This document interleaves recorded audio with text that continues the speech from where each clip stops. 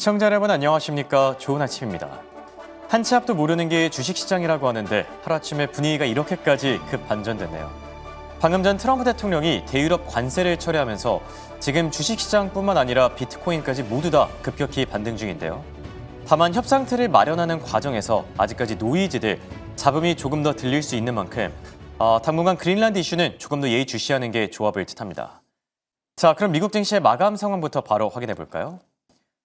현지 시간 화요일 미국 증시는 그린란드 관세가 철회됐다는 소식에 일제히 상승했는데요. 특히 반도체 관련주들의 투자 심리가 굉장히 좋았죠. 엔비디아는 4%, 그리고 AMD와 마이크론은 8%까지 급등해 줬고요. 그리고 최근에 테슬라의 주가 흐름이 좀 많이 부진했었죠. 그래도 오늘은 오랜만에 6거래일 만에 상승 전환되면서 4% 가까이 뛰어준 점 참고하시기 바랍니다. 자, 그럼 다음 장 통해서 채권과 외환 시장의 흐름도 같이 체크해 볼까요? 밤사이 미국의 국채 금리도 트럼프 대통령의 관세 철회 발언을 주시하면서 움직였는데요. 어제만 하더라도 10년물 국채 금리 4.3%를 돌파했었죠. 그런데 이런 발언들이 나오고 나서 많이 안정되면서 4.25% 중반까지 떨어진 상태고요.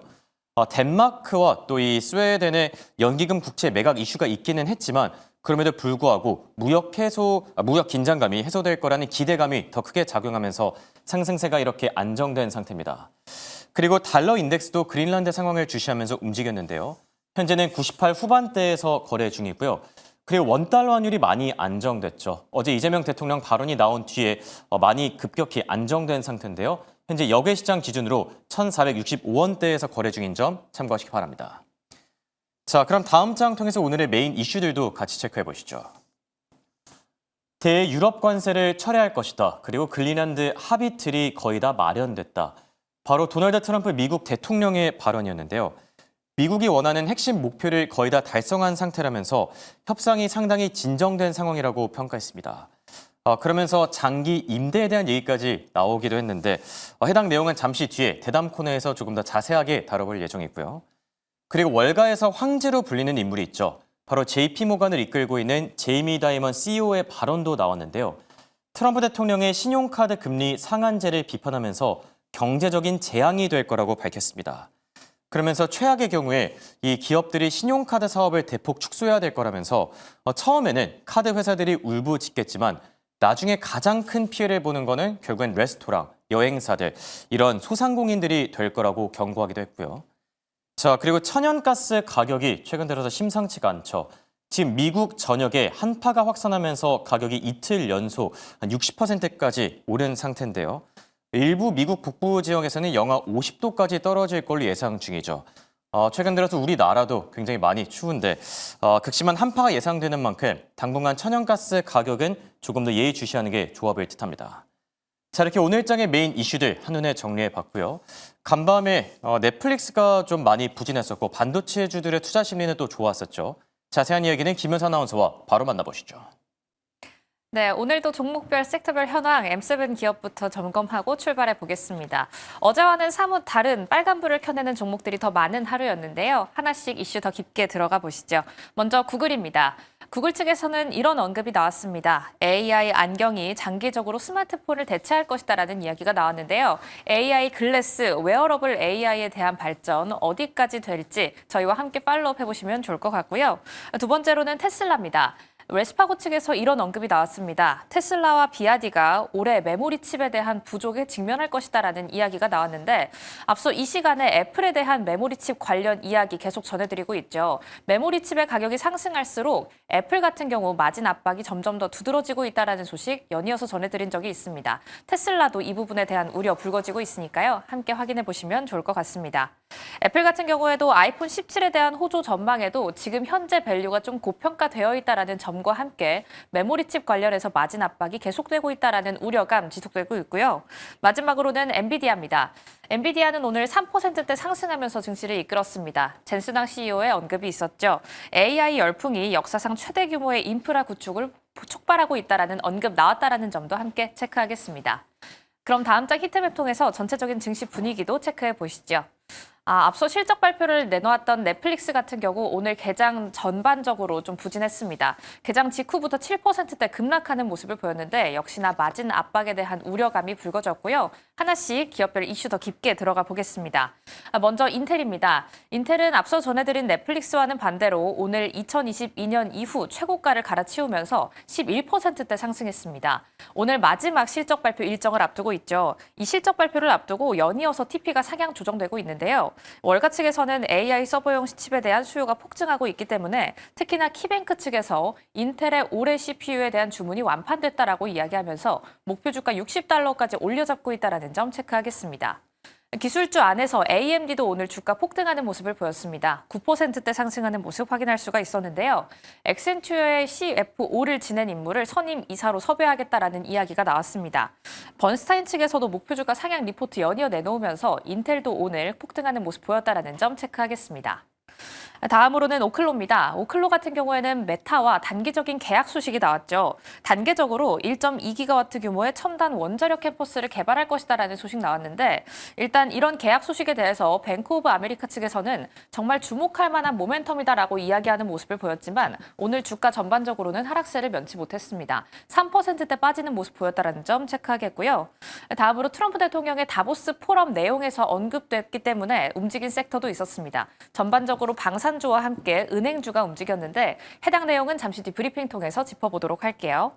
마지막으로는 히토류주 한번 짚어보겠습니다. 호주의 라이나스 레이어스가 전년 동기 대비 43% 정도 급증한 매출을 올렸다라는 소식에 경쟁 업체이긴 하지만 이 전반적인 캐파가 좀 커질 수 있겠다라는 기대감을 자극하는 소식이 나왔습니다.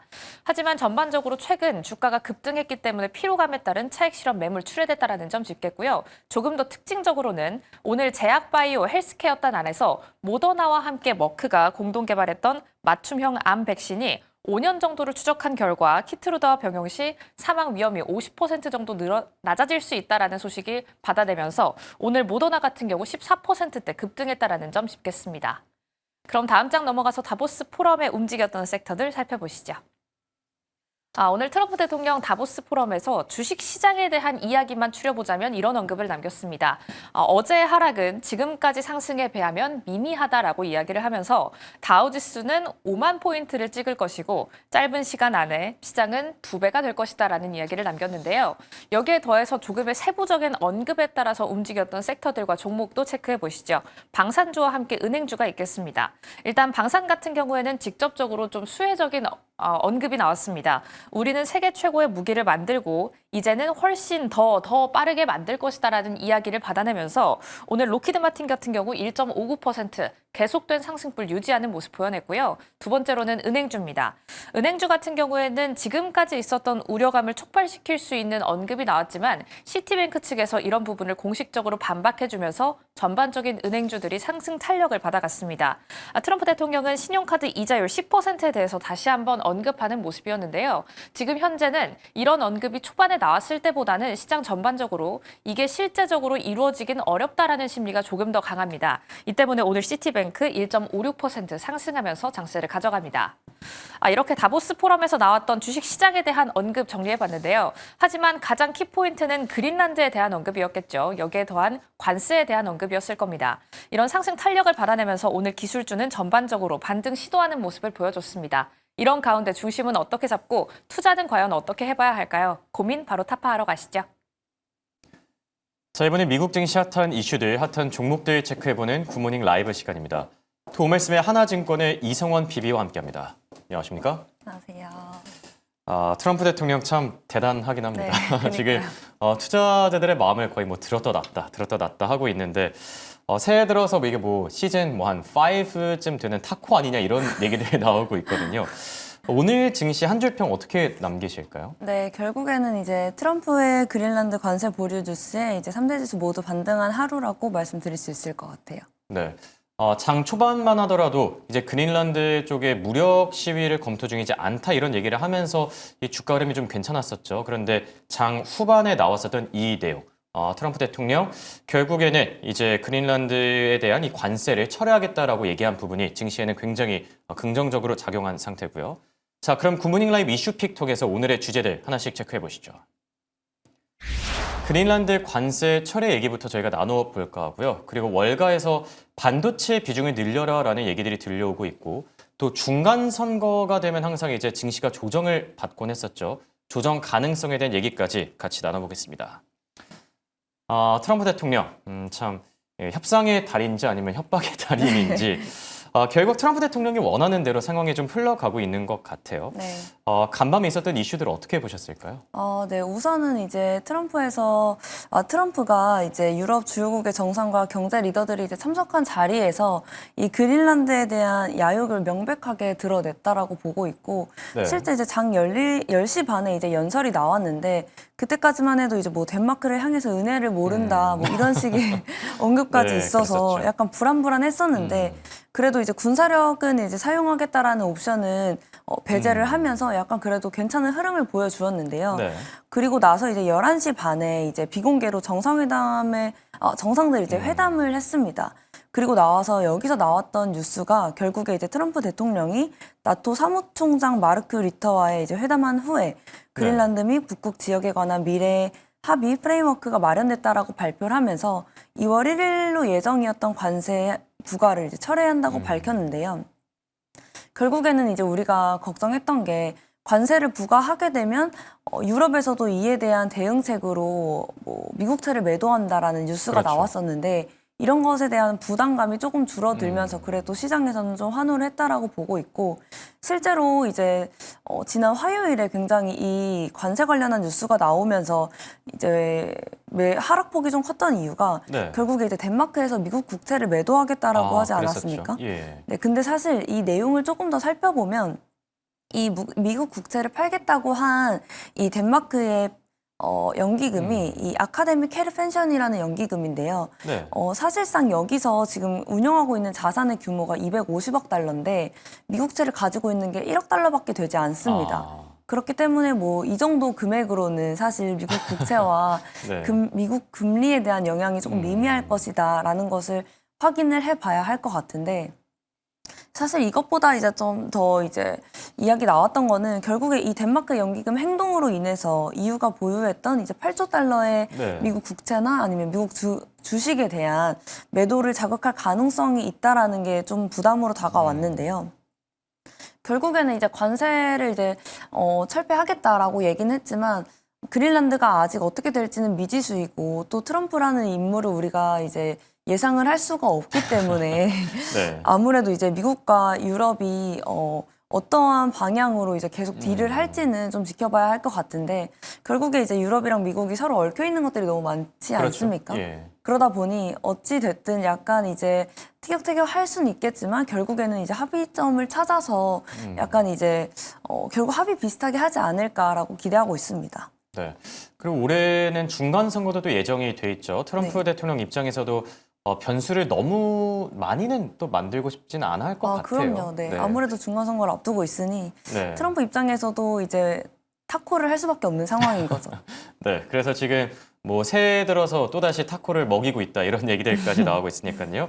같이 참고하시기 바라고요. 그리고 월가에서 최근 들어서 반도체와 관련해서 굉장히 좋은 평가들이 나오고 있다고 합니다. 네. 반도체 열기 정말 모처럼 식지 않고 있는데 더 갈 거란 전망들에 대해서 어떻게 생각하세요? 네. 어제도 사실 이제 뱅크 오브 아메리카랑 JP 모건에서 이제 네. 반도체 비중 확대 리포트를 두 군데서나 냈는데요. 실제로 뭐 우리가 이제 다들 너무 주목하고 있는 샌디스크나 마이크론도 오늘 샌디스크 10%까지 오르는 걸 봤고 마이크론도 6% 정도 상승을 하던데 그렇죠. 결국에 공통적으로 이제 이 두 기관에서 했던 말은 GPU에서 메모리로 이제 넘어가고 메모리에서는 또 네트워킹 그리고 네트워킹에서는 뭐 장비나 설계 그리고 소프트웨어까지 전체 밸류 체인으로 이제 번지고 있다라고 이야기를 하면서 올해도 다른 섹터보다도 더 아웃퍼폼할 수 있다라고 이제 이야기를 했는데요. 그러다 보니까 뭐 여기서 결국 제일 중요했던 거는 메모리 공급 제약으로 인해서 가격 강세가 이어질 수 있다라는 내용이 이슈가 있었고 결국에는 이게 오늘 마이크론이랑 샌디스크까지 올리는 하루가 됐었는데 결국에는 뭐 샌디스크랑 마이크론은 너무 많이 오르고 이제 네. 이야기도 많이 나왔기 때문에 이 이야기 말고 그 JP 모건이랑 뱅크 오브 아메리카에서 이제 결국에 좀 다르게 봤던 거는 뱅크 오브 아메리카 같은 경우에서는 이제 장비주에 대한 이야기를 했는데요. 장비주도 우리가 알고 있는 뭐 어플라이어 머티리얼즈라든지 아니면은 또 뭐 KLA 아니면 뭐 램리서치 같은 회사들이 원래 밸류가 이제 평균으로 22배 정도 되는데 지금은 38배 정도 된다고 해요. 그래서 이제 부담이 있긴 하지만 하반기랑 내년에도 이제 좋을 거다라는 이제 이야기를 해줬고 JP모건에서는 이제 종목 선별이 굉장히 중요하다라고 얘기를 하면서 조금 다른 거는 이제 AI 인프라 지출 확대로 이제 직접적인 수혜를 있는 기업들과 또 아날로그 반도체 중에서 이제 재고 조정이 마무리되는 기업들에 주목을 해봐야 할 것 같다라고 이야기를 하면서 뭐 최선호주로는 이제 마벨 테크놀로지나 아날로그 디바이스 그리고 시놉시스 또 중소형주 중에서는 이제 제가 저번에 말씀드렸던 아스테라 랩스까지 이제 네. 꼽아서 이제 좋은 흐름을 보여줄 거라고 이제 예상을 했습니다. 네. 결국에 반도체 섹터가 전반적으로 다 잘 가질 수는 있겠지만 그 안에서도 옥석 가리기가 중요할 듯합니다. JP모건 같은 경우에는 이제 아날로그 반도체 그리고 뱅크 오브 아메리카 장비주를 좀 강조한 점 참고하시기 바라고요. 그리고 올해 미국 중간 선거가 예정돼 있는데 중간 선거가 있는 해에는 항상 그런 얘기들이 뒤따르죠.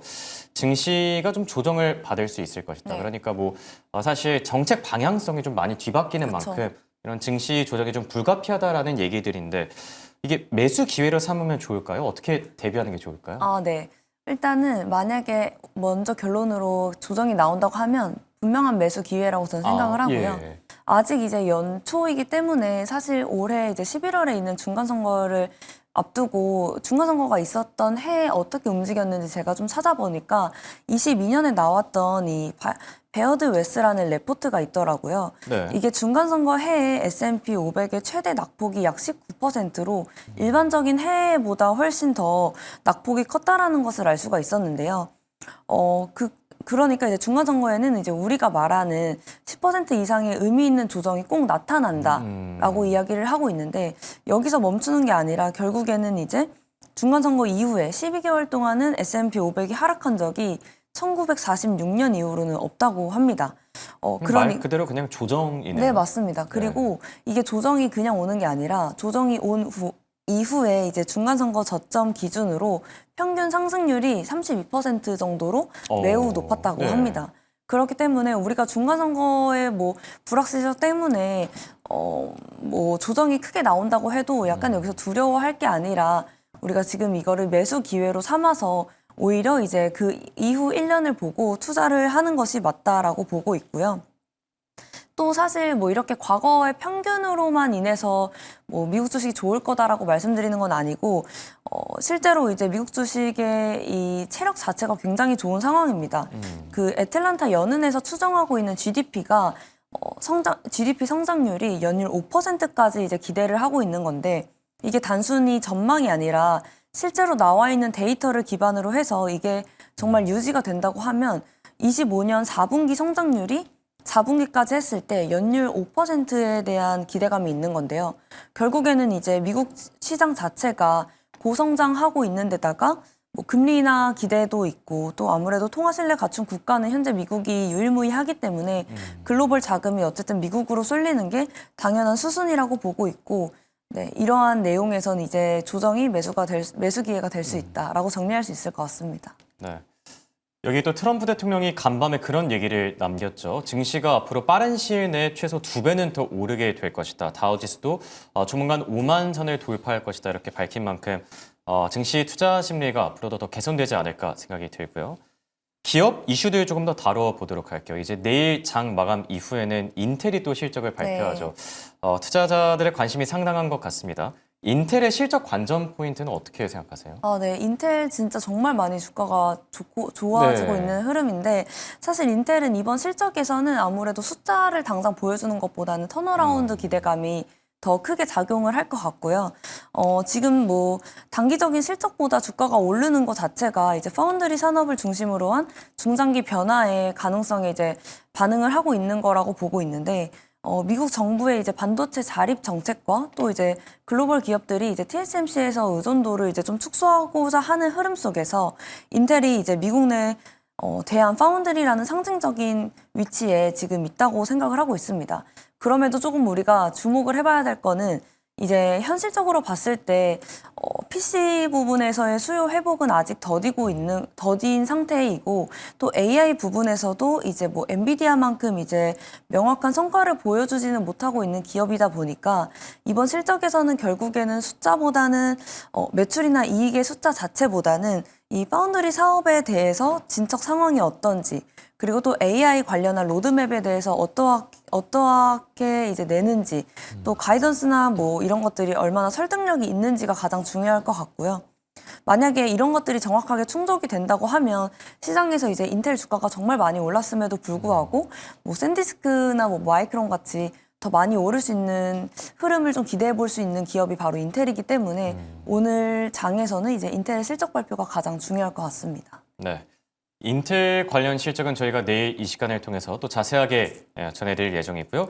그리고 두 번째 특징주로는 GE 에어로스페이스를 들고 와주셨는데 네. 어떤 모멘텀이 있을까요? 네, 아무래도 이제 실적 시즌이다 보니까 오늘 이제 실적 발표할 종목들 두 개를 이제 꼽은 건데요. 네.